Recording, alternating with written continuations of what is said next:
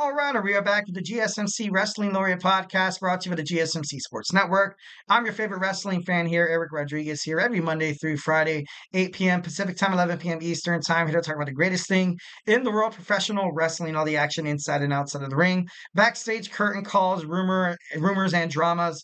We talk about superstar inactive statuses, injury updates, contract negotiations, extensions, and new signings. We talk about promotions from AEW to WWE, the CMLL, to New Japan Professional Wrestling. If it makes major news headlines in the world of professional wrestling, we talk about it here on this show. So remember to tune in, like and subscribe to the show, follow the network. All right, so kind of reflecting on what we talked about right quick. We had our WWE NXT review, and then we had our AEW Dynamite talk. We reviewed Dynamite as well as talked about some future outcomes and storylines that are going to be generated tonight on Dynamite. And then in our third segment, we talked about Eddie Guerrero's legacy, obviously, tragically, 19 years ago today. The wrestling icon, the legend, passed away. And now we're going to talk about AI, artificial intelligence determines WWE, WCW dream match outcomes. And, to be honest, this is the reason why, if you're an employer, if you're like, oh, AI is going to run the world and, make awesome decisions, it's not the best at doing that. Well, at least in the world of professional wrestling. Obviously, you know, if my man, Elon Musk is watching tonight, I'm just kidding. No, moving on. From an article from the Sportster, which I found very riveting. I definitely, recommend you guys to check it out.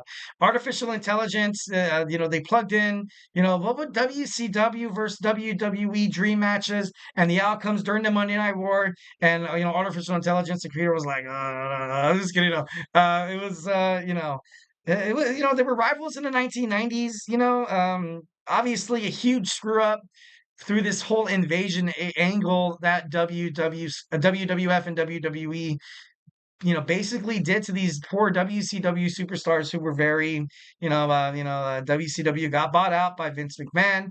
And they kind of thought this was going to be an opportunity to kind of go above and beyond. But a lot of faces like Sting, Hulk Hogan, Kevin Nash, Eric Bischoff kind of look at it as like, Vince is going to rip us apart. Vince is going to make us seem like we're the crappiest wrestlers, make us seem like we don't know what we're doing. And that's exactly what happened. And kudos to Booker T, who actually stuck through all the BS and was able to become a the world's heavyweight champion and also King of the Ring. So kudos to Booker T there. All right, so first we have Kurt Angle will defeat in a dream match. Will defeat Bret Hart. I like Kurt Angle. I do not, you know, I don't like. I don't think he can beat Bret Hart though. In both of their primes, going at it in the squared circle, I Bret Hart was so damn good. He was the excellent of execution. He was the best there is, the best there was, and the best there ever will be. If Bret Hart never would have got, kicked in the head by Goldberg, um, he would have, he would have been a legend. He would have, he still is a legend in WWF. And if Vince McMahon didn't, kind of two-face him on that 20-year contract and forced him and did the Montreal screw job and forced him to leave WWF, he probably would have been like Triple H status or even better. In terms of, how many world title runs they have, their impact on WWE. Maybe he comes and he has this evolution faction, maybe Randy Orton goes with them. Just kidding, no. But, Bret Hart was relatively around the same age as Shawn and, maybe a little bit older than, Triple H, Paul Levesque. But he could have been so much damn better. He had so much potential. And kind of like the way that I like ultimately kind of describing it as for a lot of people who don't watch wrestling, and if you're a football fan, just imagine if because once when Bret Hart moved to WCW, he knew that he was going to be working around a lot more inexperienced wrestling personnel. That he was going to be working with guys like, Goldberg, who was just thrown on the screen because he looked big and bad and had, 26 seconds to, he was like the king of WWE speed. He would have been the WWE speed champion. His matches were no more than like 3 minutes or like 2 minutes. Like it was crazy. But just like imagine like Patrick Mahomes, and on the practice squad, somebody pops him and then bam, like he was on the Super Bowl run. He already has three. He could have beat Tom Brady, be probably the best in the NFL in terms of the greatest quarterback to ever like lace up his cleats. But obviously that was taken away from him, and that's kind of how it was with Bret Hart. And it just kind of sucks. But I do not agree that Kurt Angle would beat him because Kurt Angle in his prime, although he was he was dynamic inside the ring. Bret Hart just had he just checked all those other boxes. You know, Kurt Angle had freakishly he had freakishly, powerful strength. He was good at submission. So was Bret. Bret was a little, both of them were great tacticians inside the ring in terms of wrestling styles. So I see that tied right there. Bret Hart was more of a high flyer. So, we're both tied right there, 3 points apiece.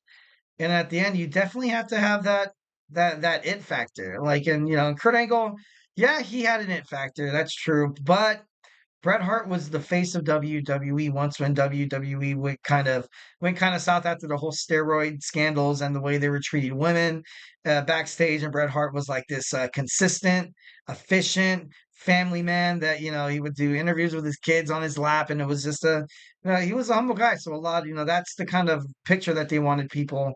That they wanted WWE fans to follow, not like your average ordinary like Hulk Hogan. The Undertaker defeats Sting. I do love the icon Sting, but in this kind of case, I agree. I agree with this one. Sting was a great wrestler, and the Undertaker, he was a great wrestler. He did kind of, when he was put in big spots, when in big matches, he wasn't really that guy to win the championship. I would say it would be a close match, definitely a close match for sure. But I think the Undertaker would come out the victor against Sting here. Eddie Guerrero defeats Owen Hart. That's a coin toss right there. Coin flip game right there. Can't really put the nail on the head in terms of that. Eddie Guerrero was great at what he did. So was Owen Hart. So him defeating Owen Hart. Maybe in terms of like different styles of wrestling, but that's because Eddie Guerrero. Well, Owen Hart did pay his dues as well outside of the WWF. But Eddie Guerrero, like he was, part of the independent wrestling circuit, did some CMLL, ECW, WCW, then to the WWF. Probably based on more outside experience, I would definitely agree that Eddie Guerrero would defeat Owen Hart. And that'd be like the slightest. That would be the slightest marginal right there. The Rock defeats Diamond Dallas Page. That one obviously is, no brainer. The Rock he was very special. He was a very special superstar kind of during the Attitude Era. Not trying to take away anything from Diamond Dallas Page because how he was in WCW when he was the World Heavyweight Champion. Also, just all around, I felt like DDP was great at what he did. Obviously, that's the reason why he does do some stuff with WWE with past wrestlers, future wrestlers, and athletes and stuff like that. I think he's doing that yoga thing. I think it is where he's helping people like lose weight and get healthier, and it's actually working. So kudos to him. That's badass. Mankind Mick Foley defeats Cactus Jack. Um, I'm assuming that they did Cactus Jack because of ECW and WCW. I'm not too sure, but I don't agree. I feel like Cactus Jack would beat the heck out of Mankind. But that's my opinion. Goldberg defeats Shawn Michaels. Oh my God, no way this would ever happen. No way this would ever happen. Shawn Michaels was the best wrestler inside the ring. He chucks all four boxes. He agile, speed. He was strong. He was definitely a tactician inside the ring. He knew how to, get in his opponents' faces and cause them to make mistakes based on their hatred toward the Heartbreak Kid, Shawn Michaels. Shawn Michaels is the best wrestler who ever wrestled, guys. I'm sorry. And maybe it's a little bit of biases because I love Shawn Michaels and that guy's like my man. But like, come on, the way Shawn Michaels took the WWF by storm, and especially during the WWE slash WWF WCW Monday Night Wars. If Shawn Michaels was never as great and as good as he was, barely holding WWF by the hair, literally. Like if there was no Shawn Michaels, there probably would be no WWE. And I know that might seem a little bit too, a couple people might seem a little bit too far-fetched, but that's how important Shawn was. That's how important Shawn was. He was literally that, the bridge from like, from 80s wrestling, and then Brett left. And then you needed that one guy, and then all of a sudden Shawn gets injured, and then the Attitude Era is born, and then Shawn comes back. And then you have the ruthless aggression where Shawn Michaels was, he was still wrestling. So you definitely gotta, throw some respect on Shawn Michaels' name. I definitely don't think the WWE would be anywhere near where they're at without the Heartbreak Kid Shawn Michaels. As opposed, now with Goldberg defeating him, that's not true. That's BS. Shawn Michaels would super kick Goldberg's, he super kick his face off, man. That's what he would do. He would hit the flying elbow, hit that sweet chin music, and then one, two, three. You think I'm cute? No, I'm sick. He would have destroyed Goldberg. I'm surprised that they, see, that's why, maybe artificial intelligence isn't that intelligent after all. If they think somebody like Goldberg could defeat Shawn Michaels, unless like, it was like well, no, no, I'm just kidding. No, that would never happen. All right, next we have the NWO defeats D-Generation X in a War Games match. Um, maybe, possibly, but the NWO, maybe the artificial intelligence bot, maybe they gave too much credit to Hollywood Hulk Hogan, Kevin Nash, and Scott Hall, which by all means they were great. Their big three and the D-Generation X big three, Triple H, Shawn Michaels, and that's pretty much it. So I guess in a way, they would win because, but what's after that besides Triple H and Shawn? There was Road Dogg, there was Billy Gunn, there was X Pac, there was China. I don't think this really counts the McMahon Helmsley era kind of thing.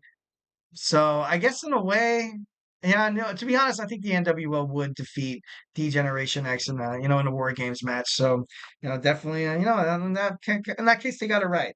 The Hardy Boys defeat the Harlem Heat. You know, the Harlem Heat, they fought in the tag team division, yes, they did. But they were also, I feel like, in more of a bigger, more of a stronger, more physical kind of tag team, kind of tag team division than the Hardy Boys were. And but the Hardy Boys, they were fast, they were agile, high flying, and stuff like that. That was kind of like what they brought to the table. And during the stint with the Dudley Boys, and with Edge and Christian, and that sort of aspect, yeah, I get it. I can get why AI would choose them to win. But Stevie Ray, and also five-time WCW champion Booker T, losing against Matt Hardy, never really had that much single success. Jeff Hardy, who had single success, but thanks to outside issues, couldn't really maintain any storylines in WWE. So it's for me, this is a coin toss as well. I feel like not a lot of respect was probably given to Booker T, because I feel like his success alone could definitely hold all three of these guys as chins up. But I don't know. All in all, I felt I would call this a tie. And lastly, we have Stone Cold Steve Austin 316 defeats Hollywood Hulk Hogan, and I would agree. I would agree. I know a lot of you guys out there are Hulk Hogan guys. It's cool. By all means, thumbs up. Good for you. Um, but Stone Cold Steve Austin he was just special. He was just, he fit in WWE, the Attitude Era, like one of them round pigs. He was just, it went during his reign in WWE before he got injured. He was just the face. He was literally why people turned on their television sets. You know how many times I run into a WWE fan or an ex WWE fan. That sounds weird. Uh, when they're like, "Oh yeah, oh, do you watch wrestling? Yeah, I do." Once when Stone Cold was there. Oh, okay, cool. And I go up to another guy. Hey, dude, yeah, are you a wrestling fan? No, I used to watch him when that guy who was drinking beer and stuttering people was there. And I was like, oh, okay, it's not cool. I feel like you get more answers of that than people being like, "Oh yeah, Hogan was running all over, he was running wild all over the wrestling." Like, you know what I mean? Like, and I'm not trying to crap on Hulk Hogan because he had, he paid his dues. He's, definitely helped the WWF slash WWE become, what it was. He definitely helped with WrestleMania 1 and stuff like that. And he helped with, more of a pop culture kind of icon. And, and then drawing in like, outside entertainers to the WWE, and he did, movies and stuff like that. But I agree with Stone Cold Steve Austin would totally just kill Hollywood Hulk Hogan, dude, definitely. But then that's obviously that's my opinion. If you guys have something different, obviously hit it up inside that chat box. All right, guys, we're almost done with this show. We're on our fifth and final segment, something we do every Wednesday. I give you guys my Wednesdays weekly wrestling news to talk about all the major headlines, breaking news stories in the world of professional wrestling. So grab your favorite snack, grab your favorite ice cold beverage, and join me here in about like 25 seconds. So hey, do not go anywhere.